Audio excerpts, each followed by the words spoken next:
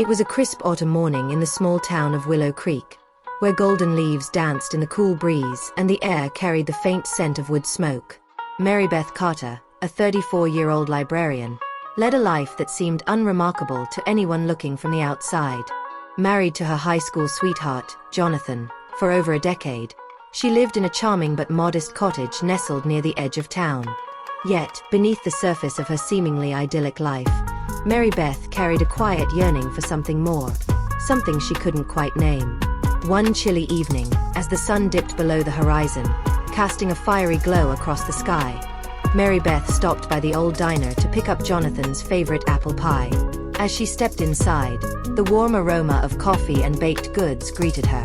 That's when she noticed him, sitting alone in a corner booth, with a leather jacket draped over the seat beside him, was a man she had never seen before. His dark hair fell in disarray, and his piercing blue eyes seemed to hold an ocean of secrets. He was sketching something in a worn notebook, oblivious to the world around him. For reasons she couldn't explain, Mary Beth felt an inexplicable pull toward him. "Who's that?" she whispered to Mabel, the diner's longtime waitress, as she paid for the pie. Mabel shrugged. "Some drifter. Calls himself Henry. Quiet sort. Been here a week or so." Mary Beth nodded, but as she left the diner, she couldn't shake the feeling that her encounter with this mysterious stranger was only the beginning. The next day, Mary Beth decided to take a walk through Willow Creek's park. The crisp air was invigorating, and she needed time to clear her head. As she wandered along the winding paths, she spotted someone sitting on a bench near the pond. It was Henry. He was sketching again, this time capturing the gnarled beauty of an old oak tree. She hesitated, then approached, her curiosity outweighing her caution. "That's a beautiful sketch," she said softly. Henry looked up, startled, but then offered a small smile. "Thanks. The tree's the real masterpiece, though." Mary Beth found herself smiling back.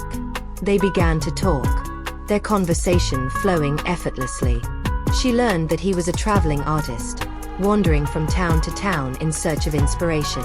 Henry had a way of speaking that made her feel seen in a way she hadn't felt in years. Over the next few weeks, their paths seemed to cross often. At the park, the library, or the diner. Each meeting left Mary Beth feeling more alive and more conflicted. She loved Jonathan, or at least she thought she did. But with Henry, she felt a spark that was impossible to ignore. One rainy afternoon, Mary Beth found herself at the library, organizing a display of classic novels.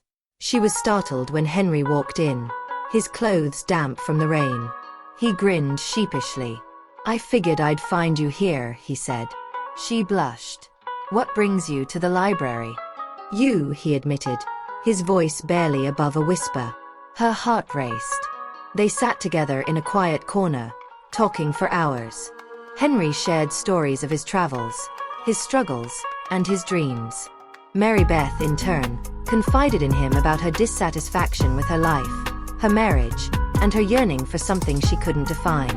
By the time the library closed, she realized she had shared more with this stranger than she had with her own husband in years. One evening, as Mary Beth and Jonathan sat in their living room, the silence between them was deafening. Jonathan was engrossed in a football game, barely acknowledging her presence. Mary Beth's mind drifted to Henry, to his warm smile and the way he made her feel alive. The guilt was unbearable, yet the pull toward Henry was stronger. She began to meet him in secret, their connection deepening with each stolen moment. They shared laughter, dreams, and eventually, a kiss beneath the moonlit sky. It was a moment of pure magic, but it also shattered the fragile boundaries she had tried to maintain. As weeks turned into months, Mary Beth's double life became harder to sustain. Jonathan began to notice her growing distance, though he chalked it up to her work at the library. One night, as Mary Beth lay awake, guilt gnawed at her. She knew she couldn't keep living this way. Henry, too, struggled with their situation. "You have to decide, Mary Beth.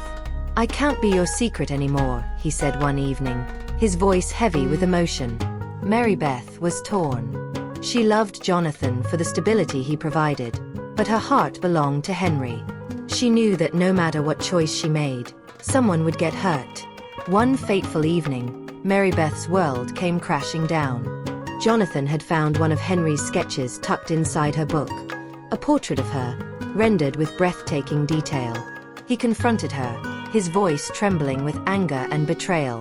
"Who is he?" Jonathan demanded. Mary Beth's knees buckled, and she sank into a chair. Tears streamed down her face as she confessed everything.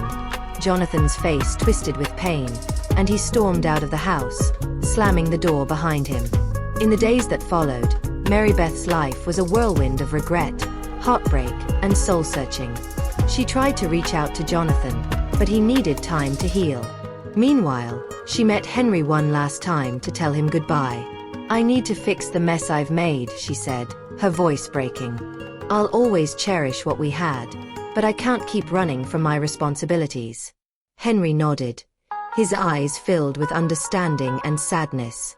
"I hope you find the happiness you deserve, Mary Beth." As Henry left town, Mary Beth was left to pick up the pieces of her life. She sought counseling with Jonathan, and though it was a long and painful process, they began to rebuild their relationship. Mary Beth learned to face her emotions and communicate openly, vowing never to let her desires fester in silence again. The stranger she fell for was a chapter in Mary Beth's life that taught her the complexities of love, longing, and the consequences of her choices.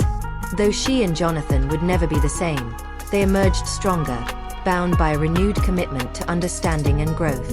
And while Henry's memory lingered in her heart, it became a reminder of the woman she had been and the lessons she had learned.